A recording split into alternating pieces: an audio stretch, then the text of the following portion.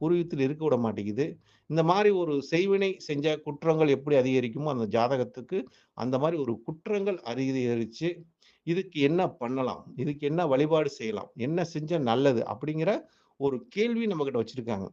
ஏன்னா, இதெல்லாம் நம்ம எதுக்காக சொல்றோம்னா, ஒரு பாதிக்கப்பட்டவங்களுக்கு நம்ம அந்த ஜாதக ரீதியா, இந்த கிரக ரீதியா நல்ல ஒரு வழிய காட்ட வேண்டும் என்பதற்காக தான், எப்பவுமே இந்த பராசர மணிமன்றத்துக்கு இந்த ஜாதகம் வந்துச்சுட்டாவே, அதுக்கு உண்டான ஒரு தீர்வை குடுத்து, அந்த ஜாதகத்துக்கு நல்வழி காட்டுறது தான் இந்த பராசர மணிமண்டத்தோட ஒரு நிலைப்பாடு. இதுல தன்னலம் பார்க்காம, அந்த ஜாதகர்ட்டருந்து எதை எதிர்பார்க்காம, அந்த ஜாதகத்துக்கு வழிகாட்டுவது தான் எங்க குழுவோட ஒரு தலையாய ஒரு கடமை அப்படிங்கிற ஒரு தன்மை. ஏன்னா, அந்த ஜாதகத்த நாங்க பார்க்க மாட்டோம். எங்க இருக்காருன்னு தெரிஞ்சுக்க மாட்டோம்.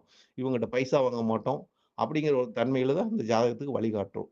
அப்ப அந்த ஜாதகத்துக்கு பூர்வ புண்ணியத்துல அந்த திரிசூனியமானனால, அந்த பூர்வ புண்ணியத்துக்கு ஒரு காவல் எல்லையில ஒரு காவல் காக்கிற தெய்வம் இருக்கு. ஏன்னா, சூரியனும், செவ்வாயும் சேர்க்கை பெற்றிருக்குது பூர்வ புண்ணியாதிபதி. அப்ப காவல் தெய்வத்துக்கு ஏதோ ஒரு அதுக்கு வேண்டிக்கிட்டு ஒரு பலி குடுங்க. இந்த மாரி எதுவும் வரக்கூடாது.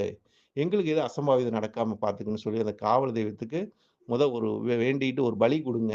அப்படின்னு ஒரு ரத்த பலி குடுங்க. குடுத்தீங்கன்னா, உங்களுக்கு எந்த ஒரு பாதிப்பு வராம இருக்கும். அப்படிங்கிற ஒரு தன்மையும். அதே மாரி வீட்டுல ஒரு ஹோமம் பண்ணுங்க.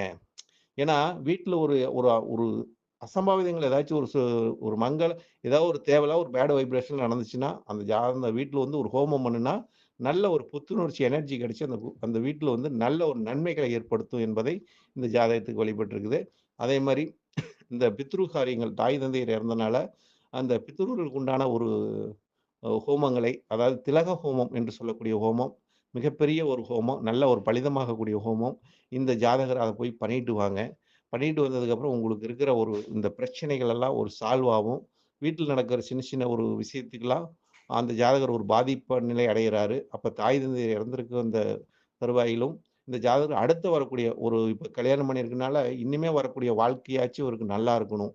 அந்த ஒரு தன்மையை ஏற்படுத்தி குடுக்கணும் என்பதற்காக, இந்த வழிபாடெல்லாம் செஞ்சார்ன்னா, அவருக்கு பிறக்கக்கூடிய ஒரு சந்ததிகள், அவருக்கு வளரக்கூடிய ஒரு குடும்ப கல்யாண இல்லற வாழ்க்கை, இதெல்லாம் கொஞ்சம் சுபிட்சத்தை கொடுக்கும். அப்படிங்கிறதுக்காக இதெல்லாம் சொல்லியிருக்கிறோம், வழிகாட்டியிருக்கிறோம்.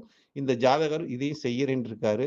இதை செஞ்சதுக்கு அப்புறம் இந்த ஜாதகத்துக்கு ஒரு நற்பலனை வழங்கும் இந்த கிரகங்கள் என்பதற்காக, ஒரு கோயில் வழிபாடும், குலதெய்வ வழிபாடும் இந்த ஜாதகத்துக்கு ஒரு சிறப்பை தரும் என்பது, இந்த ஜாதகத்துக்கு அதுதான் பரிகாரம் என்ற ஒரு கருத்தையும் சொல்லியிருக்கிறனால, ஏன்னா ஒரு வழிய காட்ட வேண்டும். நம்மகிட்ட ஒரு ஜாதகம் வந்துருச்சுன்னா, அதுக்கு நமக்கு தெரிஞ்ச ஒரு வழியில் முறையிலும் இந்த கிரகங்கள் சொல்லிக் குடுக்குற ஒரு தன்மையிலும், அதற்கு நல்வழி காட்டும்போது, அந்த ஜாதகர் நல்லா இருந்தா, நம்ம சொன்ன ஜோதிடம் அங்க ஜெயிக்கிறது.